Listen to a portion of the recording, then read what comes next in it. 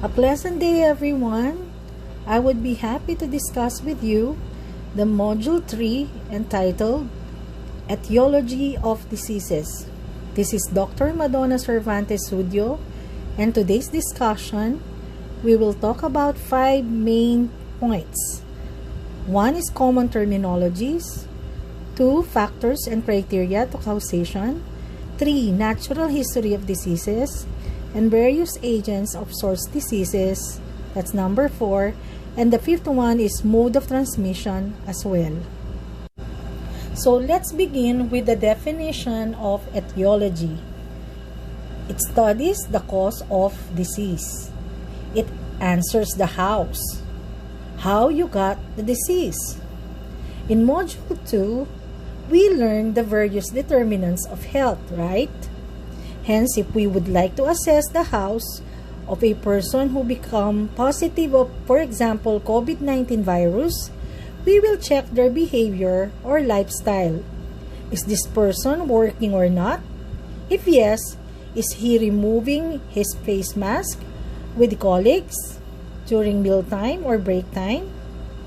Does this person go out constantly? Where does this person go? Is this person exposed to a suspected or person who is infected with COVID-19 virus? Thus, lifestyle, environment, and exposure are some factors that may lead the person acquiring the disease. Now, let us define cause. Given the other conditions are fixed, it is an antecedent event, condition, or characteristics necessary for the occurrence of the disease at the moment it occurred. The cause must precede an outcome. We have 2 kinds of cause. We have sufficient and necessary cause. Okay, so what is sufficient cause? Sufficient cause initiates the disease. A good example for this is how a person got a diarrhea. It could be due to many reasons such as filthy surroundings, poverty, crowded places, poor hygiene, unsafe water, and not properly cooked food. Remember that some diseases may require sufficient causes or multiple causation for it to manifest. Necessary cause, on the other hand, is a cause that must always be present for the disease to occur. It must always precede and effect. Again, must precede and effect. In our example a while ago, requires a causative agent such as Vibrio cholerae and other diarrheal-causing microorganisms so as to manifest the disease. Now, let us have an illustration of single and multiple causation. Here, we have the characteristics of a susceptible host with sufficient causes such as malnourishment, poor living in crowded condition, and with genetic makeup of a poor immune system. So, chances are, these factors are favorable for the causative agent, like for example, Mycobacterium tuberculosis, to infect the person by invading the receptor sites or in particular, the lung tissues. Hence, in this illustration shows that a necessary cause, which is the agent Mycobacterium tuberculosis, may interplay with the multiple causation for a successful invasion of the pathogen. Therefore, in this time of COVID-19 pandemic, let us protect ourselves by having a clean, sanitized, and conducive place to live in, boost our immune system, protect the vulnerable group like children and elderly, so that we can eventually end this global health crisis. Now, let us move forward with the factors of causation. We have number 1, predisposing, 2, enabling, 3, precipitating, and 4, reinforcing factors. Alright, Let us discuss them one by one. Predisposing factors are those factors that may render hosts susceptible to the disease agent. Let us take, for example, COVID-19. So what are the predisposing factors? It could be, number 1, age, wherein children and elderly are considered vulnerable groups. Employment, okay? For example, frontliners, such as healthcare team, men in uniform, health leaders. Another predisposing factor would be comorbidities. Those are diseases aside from COVID-19. So those are some examples of predisposing factors that make a host susceptible in acquiring the disease. Now let's continue with enabling factors. This refers to the environmental factors, which includes poor nutrition, poor housing and nutrition. Inadequate medical care may favor the development of the disease. So recovery may be facilitated by maintenance of good health. Now let's move on with precipitating factors. An example of this is when a patient diagnosed with AIDS and then exposed to an opportunistic agent like Streptococcus pneumoniae or the pneumonia-causing agent, then this will lead to pneumonia that may exacerbate the condition of the patient. Hence, the exposure to the specific agent may be associated with the development of that particular disease. Another example is flu leading to bacterial pneumonia. Then we have the last one, the reinforcing factors. These refer to those factors with repeated exposure to the agent. The agent can be an event in life, your work patterns, like for example, you are carrying heavy load or long sitting during work hours in the office or work from home setting every single day. Therefore, this may lead to hip fracture or osteoporosis. Hard work and even wrong posture may aggravate established condition like if you already have an osteoporosis. Now let me walk you through the Bradford-Hill's criteria for causation. 1. Strength. According to Bradford-Hill, strong associations are more likely to be causal than weak ones. Example, smokers are more likely to have high risk of acquiring heart diseases than non-smokers. Okay, so the number 2 criteria for causation is consistency. There is consistency when, for example, the results of your study demonstrated by several studies giving the same result. A good example is that many studies reported that cigarette smoking is associated with lung cancer.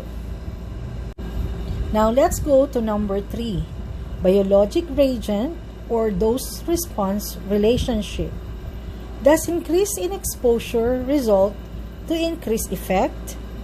Take for instance, taking sedative hypnotics at 5 mg, then increase the dose twice as much on the following take. What will happen? A direct proportion will be observed such that an increase in exposure will also increase the effect of the medication up to reaching the toxic dose. A decrease of the dose will decrease its effect up until the desired dose is not met, meaning the drug has no effect at all. Hence, this could lead to exacerbation of the patient's illness. Next, we have plausibility. This answers the question, is the association consistent with another knowledge? Or it contradicts what has been accepted of a body of knowledge. Therefore, if it contradicts known body of knowledge, it is not plausible. Now, let's continue with number 5, specificity. The requirement is that the cause lead to a single effect, not a multiple effect. Again, a single effect, not a multiple effect, that is called specificity. And then number 6, we have coherence. Implies the association of the cause-effect interpretation with known natural history and biology of the disease. Okay? Now, let's move forward with number 7, experimental evidence or study design. Is the evidence based on a strong study design? And then number 8, we have analogy or judging the evidence. Is the effect of similar factors, wherein here it answers the question, how many lines of evidence lead to the conclusion? Okay, now let us move forward to natural history of diseases. It is actually the uninterrupted progression of a disease from exposure up until recovery or death. This shows how the disease behaves and the factors affect its incidence and distribution. It involves 2 stages. We have the prepathogenesis and the pathogenesis stage. To illustrate the uninterrupted progression of the disease, as you can see from the susceptible host's exposure to the agent, if there is adaptation of the susceptible host, it means the host is healthy or have a strong immune system, hence the progression is just latency. Now, for example, a latent TB have repeated exposure to the agent and with low immunity have developed into progressive TB case or active TB. Thereby, early pathogenesis wherein onset of symptoms will be observed. Because of the manifestation of symptoms, automatically the patient will seek care. Then during the early clinical stage, wherein the patient undergone laboratory tests, hence the physician now can give the diagnosis as well as the appropriate treatment. Then come with the late clinical stage, which is the convalescent stage, or that if did not respond to the medication. Now, what are the requirements for successful invasion? 1. Conditions in the environment must be favorable to the agent, or the agent must be able to adapt to the environment. 2. A suitable reservoir must be present. Then another one, a susceptible host must also be present. And then we have satisfactory portal of entry in the host, as well as accessible portal of the exit from the host, and appropriate means of dissemination and transmission to a new host. Now let's move forward with the epidemiologic triangle concept. The epidemiologic triangle concept is a tool used for addressing the 3 components that contribute to the spread of disease. Let us take, for example, COVID-19 epidemiologic triangle concept. So what is the agent? It's SARS-CoV or severe acute respiratory syndrome coronavirus 2, or known as COVID-19 virus. So who is susceptible host? Everyone. So, however, the vulnerable group are children, elderly, and frontliners. Now, take note that COVID-19 can directly affect a susceptible host after exposure, or it will thrive first to a susceptible reservoir in the environment while waiting for a susceptible host. Therefore, the environment brings together the host and the agent that contribute to the spread of the disease. A conducive environment for COVID-19 to thrive are crowded place, many people living together, unclean environment, and even poor hygiene. Now let us clarify what is causative agent. An agent is any element, substance, or force, whether living or non-living, again, living or non-living, wherein the presence or absence of which can initiate or perpetuate a disease process. To understand the meaning of the causative agent, they have inherent characteristics or inherent characteristics such as viability, resistance, physical features like spikes in coronavirus, for example. They also have characteristics directly related to man, example, virulence. Virulence means it is the degree or the severity of causing the diseases. Now, again, example is virulence. Another characteristic is pathogenicity, infectivity, as well as antigenicity. They also have the characteristics in relation to the environment, like for example, reservoir, source of infection, and mode of infection. And there were factors associated with increased risk of human disease, like for example, the intrinsic factors innate with the host such as age, gender, ethnicity, and the like. Agent characteristics, if biological, example microbes, virus, or parasites. If chemical, like poisonous substance, alcohol, and even cigarette smoking are the examples. If it is due to physical factors such as radiation, fire, etc.